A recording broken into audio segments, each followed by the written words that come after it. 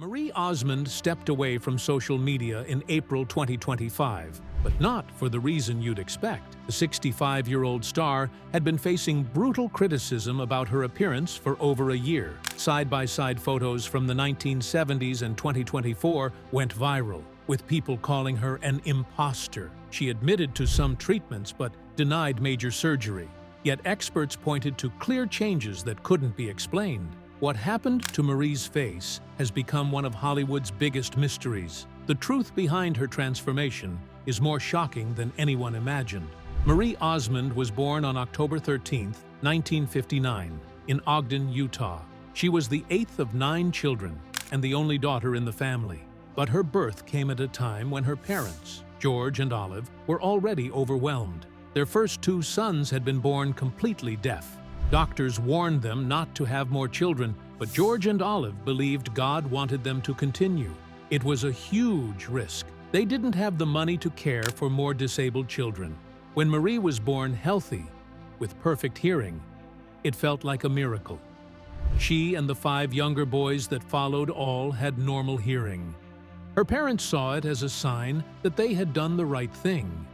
But the truth was, the financial weight of raising 2 deaf sons never went away.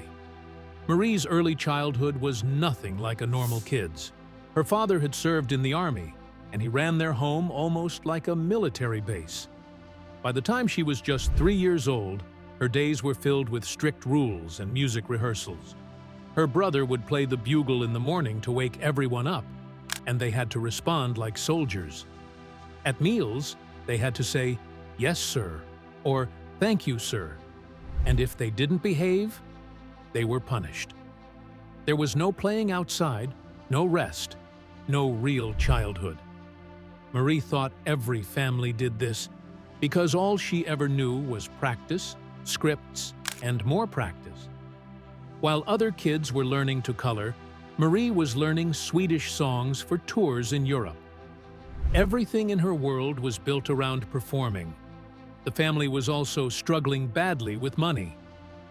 Around 1963, when Marie was just 5, things got so bad they had to mortgage their farm and move to Los Angeles with no savings left. Her father had lost about $25,000 on failed businesses and medical bills. That would be worth over $200,000 today. They were broke, living in their car some nights, and Marie had to start performing to help them survive. She didn't sing because she loved it. She sang because if she didn't, they wouldn't eat. That kind of pressure on a little girl is hard to even imagine. She would later say she felt responsible for her whole family before she even knew how to read. Her first big break came in February 1964. She was just 4 years old when she appeared on The Andy Williams Show. Most people thought it was cute, but behind the scenes, it was serious business. Her brothers had a 5-year deal worth around $50,000, and Marie was being tested to see if she could be added to the act. She had to work 18-hour days, memorize scripts she couldn't even read, and take school lessons between rehearsals. Producers even made comments about her weight when she was only 4. That was the beginning of her lifelong struggle with body image. It wasn't a happy childhood dream. It was a job, and Marie was being treated like a product, not a child. By 1967, she had become a regular on the show. Her whole family was now part of the act, and things started to change. They got a record deal with MGM and started touring the world. Marie, Donnie, and their younger brother Jimmy traveled in cramped spaces, sometimes sleeping in the trailer's storage compartments. Marie wasn't even 10 years old, and she was already tracking ticket sales with her mom and handling money after shows. She had adult responsibilities before most kids were allowed to cross the street alone. Then, in 1971, the Osmonds exploded in popularity. Their song, "One Bad Apple," hit #1, and suddenly they were rich. They bought homes in Utah and California. Donnie even built a secret room in their house with electronics that made his bed move like something out of a spy movie. But not everything was happy. By 1973, the older brothers wanted to play rock music, and their new spiritual album flopped. Donnie became the star with soft songs like Puppy Love, and Marie was mostly left out of the group's success. She was just seen as the girl in a family of boys. That feeling of being pushed aside stayed with her for years. Everything changed for Marie in August 1973. She recorded her very first solo song, Paper Roses, and it was a massive hit. She had just turned 14. The song went to #1 on the country charts, #5 on the Billboard Hot 100, and #2 in the UK. Her album sold over 500,000 copies. It was a dream come true, but it came with a price. Her record label wanted her to act older than she was. They chose songs that sounded like they were for adults, not a teenage girl. Music producers pushed her into styles she didn't choose. Marie loved country music, but they made her record songs that would sell better to older fans. Even at 14, she was already being pulled away from her own voice. Then came 1974, the year everything nearly fell apart. Marie had been performing non-stop, promoting her second album, In My Little Corner of the World. Her voice started to fail. Doctors were shocked. She was only 15, but her vocal cords were showing damage normally seen in adults after years of stress. She had to cancel shows, and the family panicked. Marie was making millions for the Osmond brand, and without her voice, it all could have ended. Footage from that time shows her barely able to sing, trying not to cry on stage. It was clear she was exhausted, but the machine around her kept moving. In 1975, she released her third album, Who's Sorry Now? It was different, more pop, less country. Marie wanted to explore new styles, but her brothers didn't like it. The album didn't do as well, and her family blamed her for changing the formula. She was only 16, but she had to fight for the right to choose her own music. Her brothers and managers thought she was hurting the brand, but Marie just wanted to grow. The tension was so strong that it stayed with her for years. She later said she felt like she had to choose between loyalty to her family and being her own artist. That same year, 1975, she went on tour in Japan. It was one of the biggest moments of her career. Fans screamed and fainted like it was Beatlemania. She needed police escorts to get through the crowds, but behind the scenes, Marie was falling apart. She was doing over 200 shows a year. That kind of schedule is brutal even for adults. For a teenager, it was unbearable. She was working constantly, flying between countries, recording albums, doing TV, and still trying to be a girl. Child labor laws in the entertainment world didn't really exist back then, so no one stopped to ask if she was okay. They just kept going. The money was too good. By the time she was 16, Marie Osmond had lived more life than most people twice her age. She had been a performer, a provider, a business asset, and a public figure. But underneath all the fame, there was still a girl who never got to be a child. In January 1976, something happened on television that no one had seen before. Two teenage siblings, Donnie Osmond and his sister Marie, were offered their own variety show. Donnie was 18, Marie was just 16. The president of ABC had seen their charm during a guest spot and gave them a full show of their own. When it aired on January 23, 1976, nearly 14 million people watched. Week after week, they kept watching. Donnie sang rock, Marie sang country. And every episode ended with balloons falling from the ceiling while they sang, "May tomorrow be a perfect day." They were the youngest hosts in history, and somehow managed to succeed during a time when variety shows were already dying. But behind all that color and music was something much darker. What people didn't see was the pain Marie was hiding behind her smile. While millions saw a cheerful teenager, She was working 18 hours a day with barely enough sleep. She still had to study for school with a tutor and then return home to finish chores. Producers told her she was too fat. At just 103 pounds, they told her to lose 10 more or they'd cancel the show. Marie started starving herself. Her weight dropped to 93 pounds. She couldn't stay awake. She started seeing her body in ways that weren't real. They even dragged her into parking lots and called her a fat pig. The damage this caused stayed with her for decades. Even as she tried to push through it, the pressure kept building. In 1977, she released an album called "This Is the Way That I Feel," but it didn't sell well. She wanted more control over her music, but that caused fights with her family and the producers. By the end of 1977, the Osmonds took full control of the show and moved production from Los Angeles to Utah. Marie tried to change the show's style. She wanted it to feel more modern, so she replaced the older music with disco-themed performances. Some fans didn't like the changes. Others missed the classic country and rock parts that made the show feel special. But she was trying to find her voice in a world that kept telling her what to do. In 1978, things got worse. Marie collapsed on set. Her body had given up. She was dehydrated and exhausted. Her team tried to hide it. They kept the media away and made sure no one outside the studio found out. They couldn't risk damaging the show's clean image. But Marie was falling apart. Still, she showed up. She performed. She smiled. Because she believed she had to keep going for her family and her fans.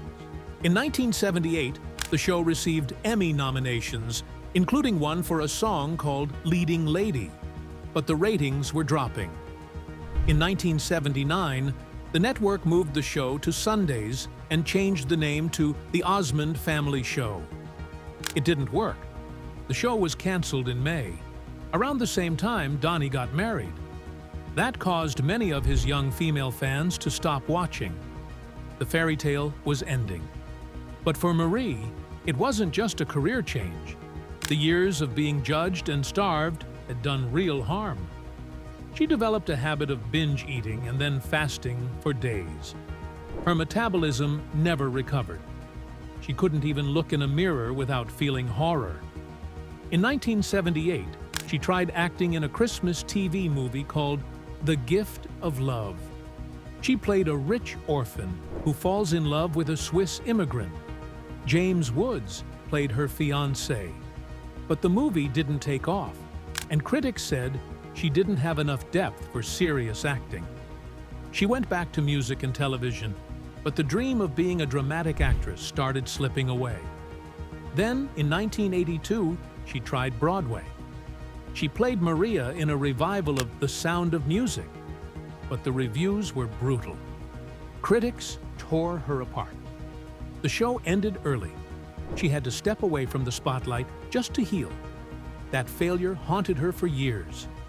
It wasn't until 1994 that she returned to the role on tour and finally got some praise. In 1997, she made her real Broadway debut in The King and I. Critics called her voice strong but said she lacked emotion. Still, it was a win. It gave her something she'd been missing for a long time. In 1985, Marie made a huge comeback in country music.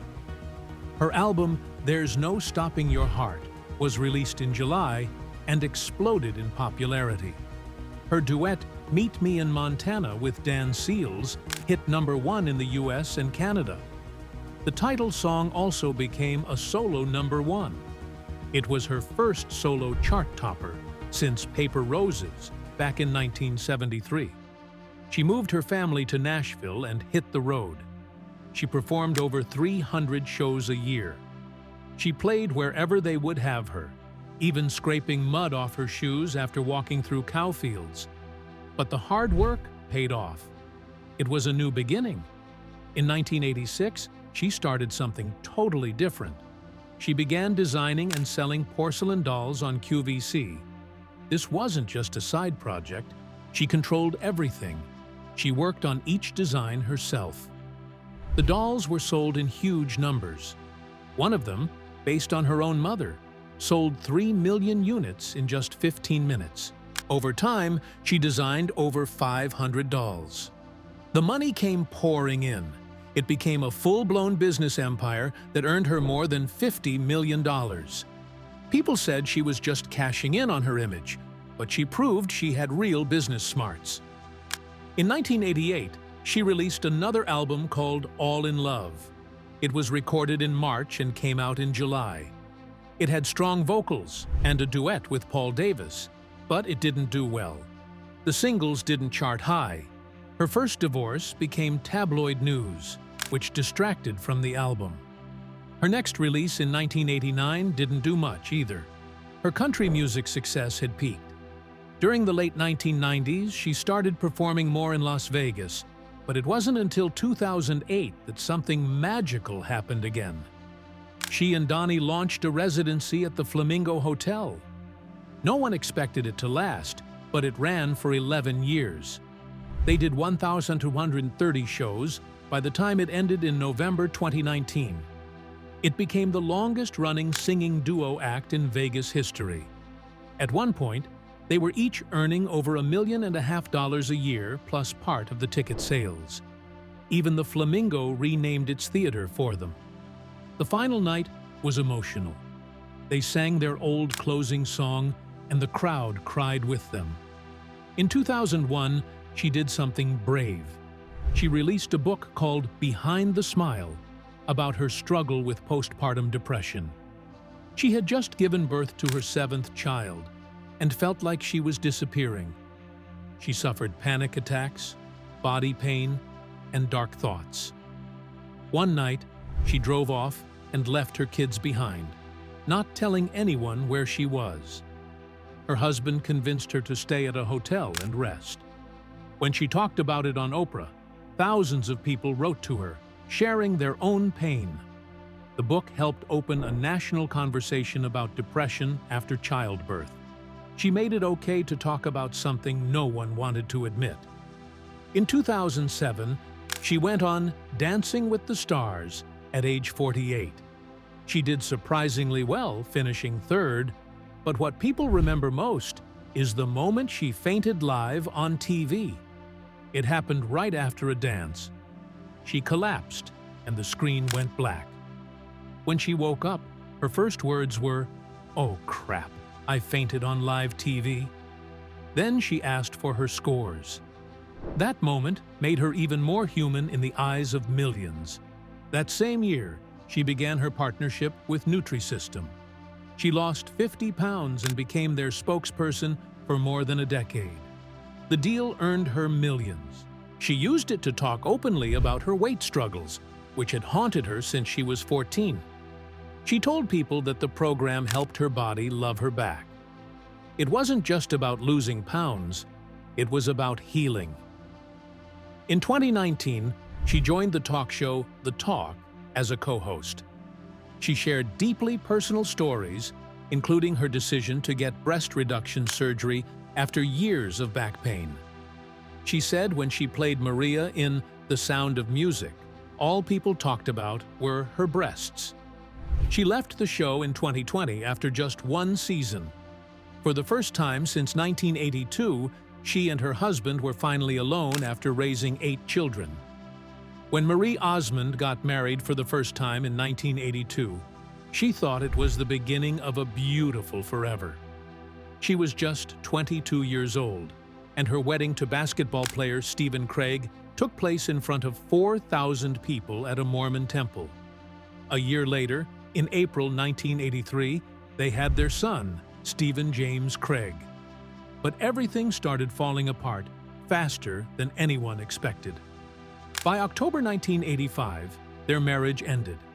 Marie filed for divorce, saying there had been mental cruelty. Behind the scenes, it was even harder. She was trying to balance being a new mother and a famous entertainer at the same time. The pressure was enormous.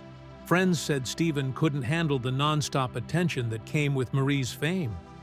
Their son would later grow up to be the quiet thread that would bring them back together many years later. In 1986, Marie married again, this time to music producer Brian Blosel. Their life together lasted for 21 years. They had 7 children, 2 biological and 5 adopted. It looked like a big, loving family from the outside, but inside, things got really dark. After her son Matthew was born in July 1999, Marie fell into a terrifying depression. She didn't feel like herself at all. Her body would shake, her thoughts spiraled, and she honestly believed her children would be better off without her. One day, she left the baby with a babysitter, gave her a credit card, and drove off along the coast of California with no idea where she was going. She disappeared for 3 days. Her husband had to track her down over the phone. She ended up in a motel, scared and broken. Doctors gave her medication called Zoloft, which she took for 5 years, but she hated how it made her feel nothing at all. No sadness, but also no happiness. The worst pain in her life came on February 26, 2010. Her adopted son, Michael, just 18 years old, jumped from his apartment building in Los Angeles.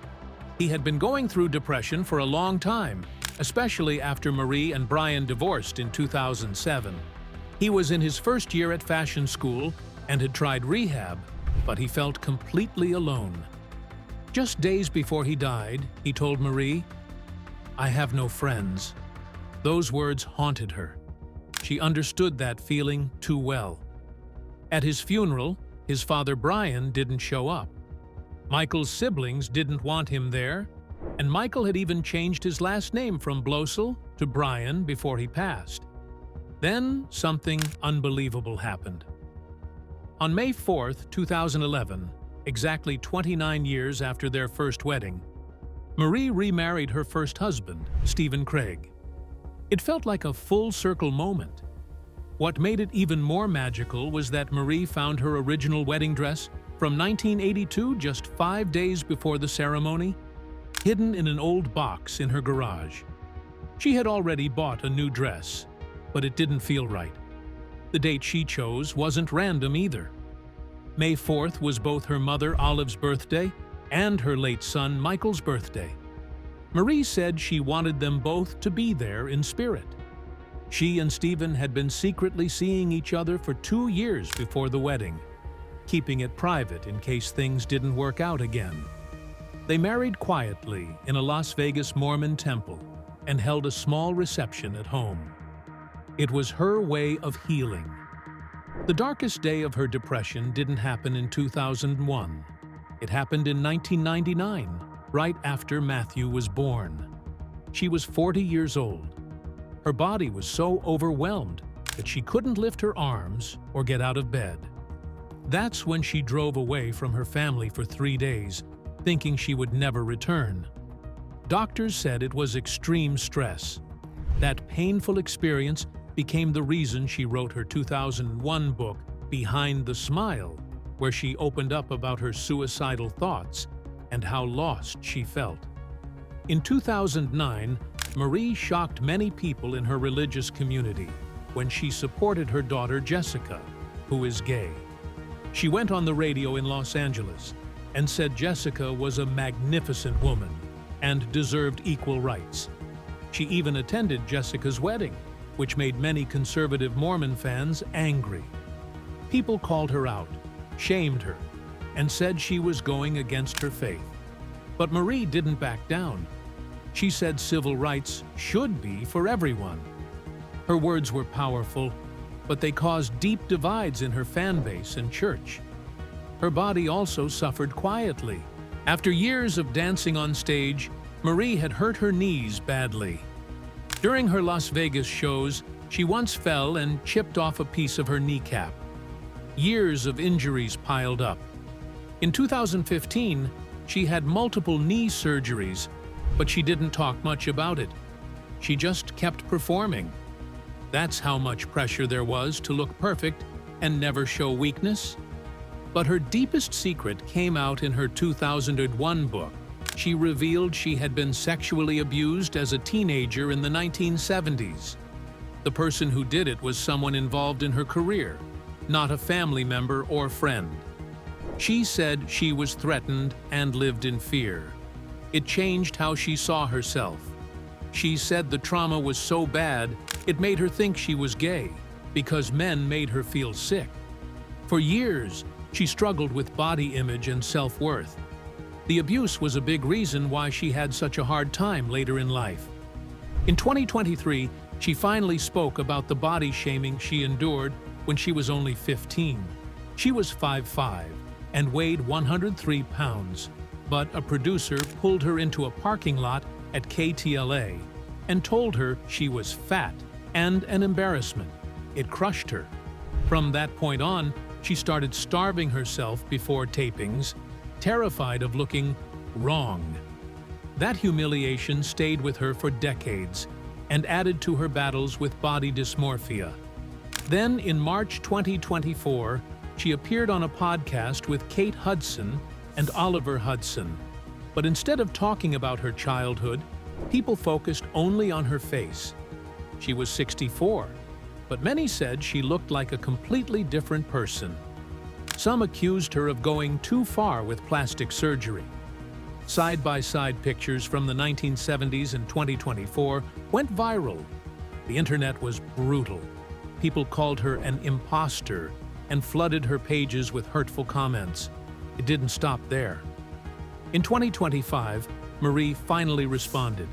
She admitted she had Botox and laser treatments, and she had breast reduction surgery for back pain. But she denied getting major surgeries like a facelift. Even so, experts looked at her photos and said there were clear changes in her jawline and neck. In one 2022 video promoting Nutrisystem, her skin looked much tighter than expected. The pressure to always look young had taken over the conversation, and it made Marie feel like people forgot who she really was. By April 2025, she had enough. She announced on Instagram that she was stepping away from social media to focus on her family. She had already been offline for 9 months. She said the criticism over her looks and her past had worn her down. At 65, she just wanted peace. She said she had always tried to listen to her heart, and now her heart was telling her to unplug and be with the people who truly matter. After so much loss, pain, and judgment, Marie was finally choosing to protect herself.